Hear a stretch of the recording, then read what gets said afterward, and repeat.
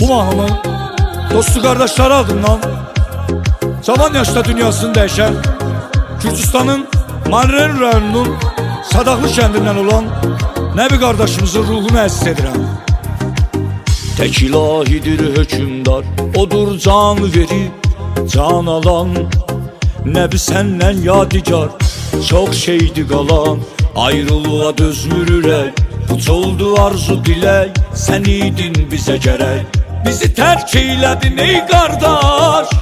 Sənsiz süzülür Nəbi, gözlərimizdən yaş. Ayrılığa dözmür qardaş ürəklə, puç oldu getdi arzu diləklər.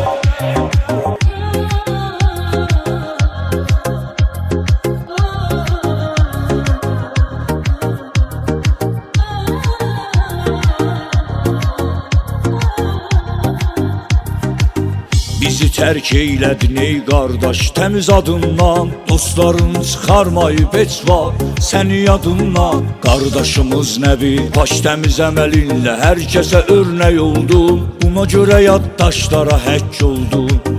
Bizi tərk eylədin ey qardaş, sənsiz süzülür Nəbi, gözlərimizdən yaş.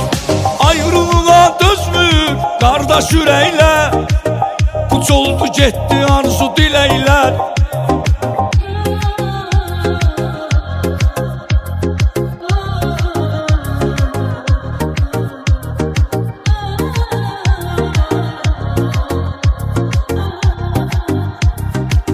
Nəbi cənnət qoxusun daşıyırsan indi. Qardaşım hörmətini bilənlər bilirdi. Təlim tərbiyənlə, qızıl xasiyyətinlə, Nəbi indi hər tərəf doldu xatirələrinlə. Bizi tərk eylədin ey qardaş, sənsiz süzülür Nəbi, gözlərimizdən yaş. Ayrılığa dözmür qardaş ürəklə, puç oldu getdi arzu diləklər.